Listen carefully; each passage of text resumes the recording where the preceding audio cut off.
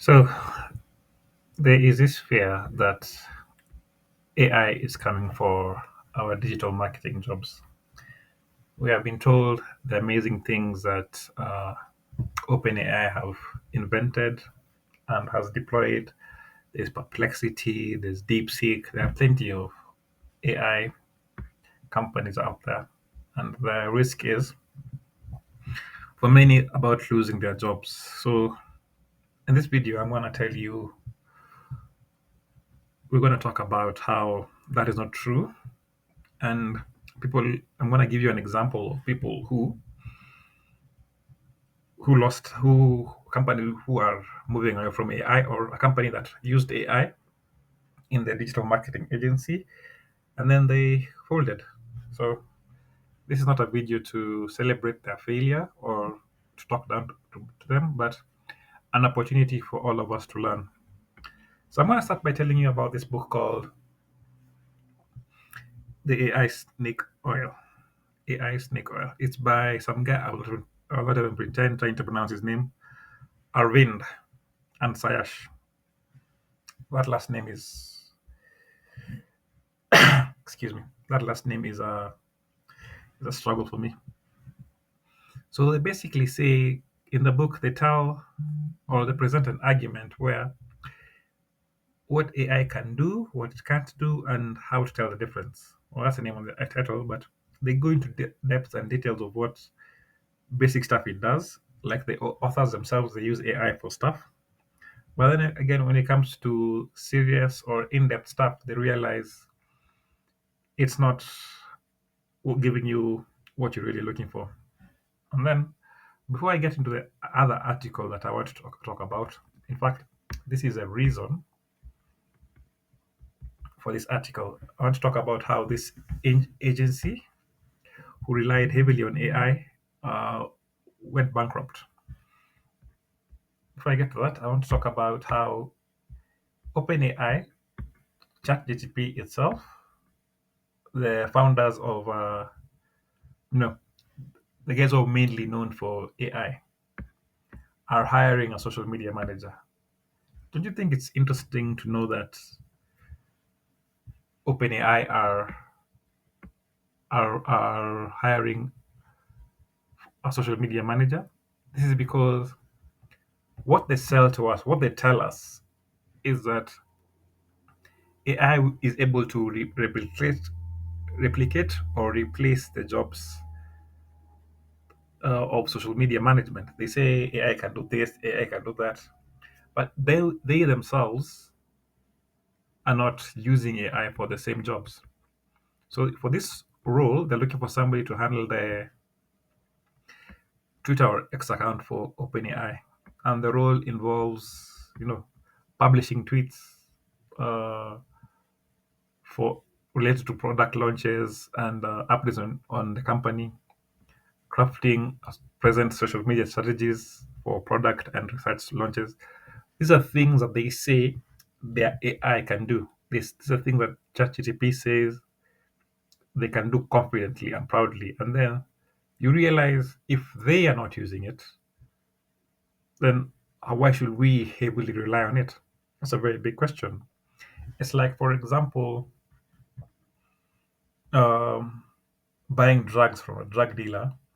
Can be hard drugs, can be cocaine, can be heroin, and they themselves don't use the materials. That's something to really think hard and consider. So now, let's talk about the agency that folded because of AI. I'll just pick excerpts. This is from Digiday, and I think I've surpassed my articles, free articles for the month. So, how an indie agency over relied on AI. I'll put the link to this article on the video, so when you guys have time, you can just look at it in depth and understand what's happening. So I'm gonna just want to scroll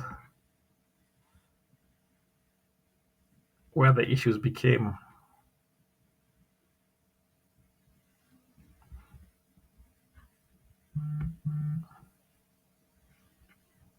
So he says he joined the agency as an animator in 2011, and this folded a year ago, or this year or a year ago. So that means he's been here for 13 to 14 years. His final job description was senior manager. Oh, sorry about that. Managing senior creative.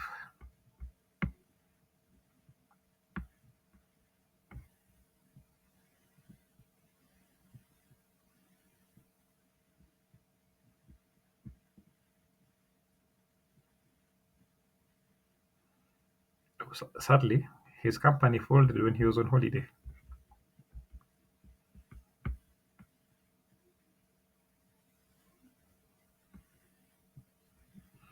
And at that point, they had a staff of 24 people.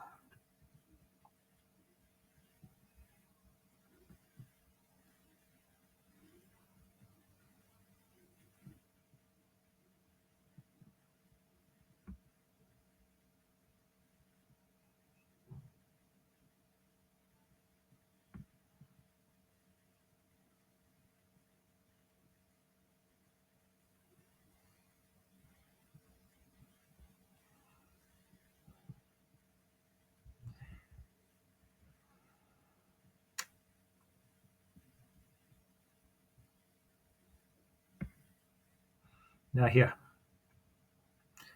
So the main problem was scripting and voiceover. We all know how well AI can do it, but they're not doing it as natural or as fluently as it should be. So, like for example, he says he do he'd record on his phone and feed it to the system, but then he was encouraged. Over here, he says, "Don't bother doing it. Let AI do it." So one of the problem is it's either sounding mechanical or wooden. And even when he, when he talked about using ChatGPT for writing blogs for SEO, it turned out ChatGPT would cite papers that don't exist or give out false information. And one of their strengths was to provide complex articles that explain various stuff. But now, if the information is false, or what they'd use is if it was hallucinating, then how is it useful to the company?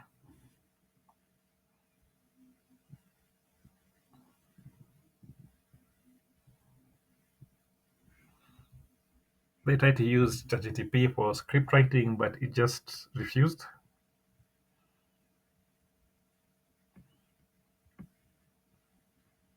And then on top of that, the usual work struggles for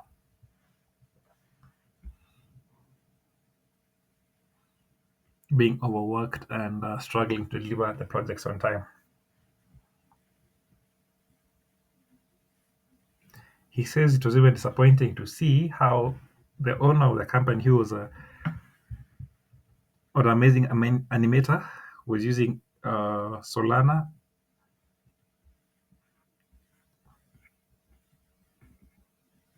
is using ChatGPT to generate images to use as a reference. He stopped focusing on what he's doing by just heavily relying on ChatGPT for motivation, which led to lower quality. So, again, moving away from this, I say that ChatGPT is a tool, AI is a tool to use to make your work more efficient, faster, and sometimes it can make it even better. But you have to consider that AI is not at the stage or not at the point where it can replace what we're doing as marketers. And the over reliance of it ends up being, as you can see, a company is folding, and there's a lack of a human feel. It's one of the intangibles that you can't tell.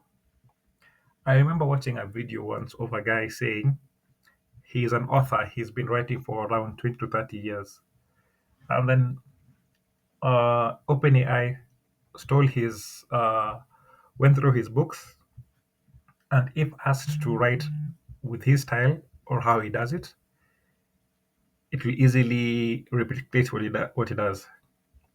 Even him himself says, like, yes, the articles or excerpts written by OpenAI are almost similar to his, but it took him 20 to 30 years to become who he is. He had to make mistakes, he had to learn the hard way, but OpenAI is not being given the opportunity or the chance to do so. So at this place, I don't know where to put AI where it is, because yes, it's a useful tool. Yes, something I use heavily, something I rely on. But is it something to replace core functions? No. So I would be careful or skeptical in guys using it in their workflows. And with that, I will say goodbye and we'll talk later.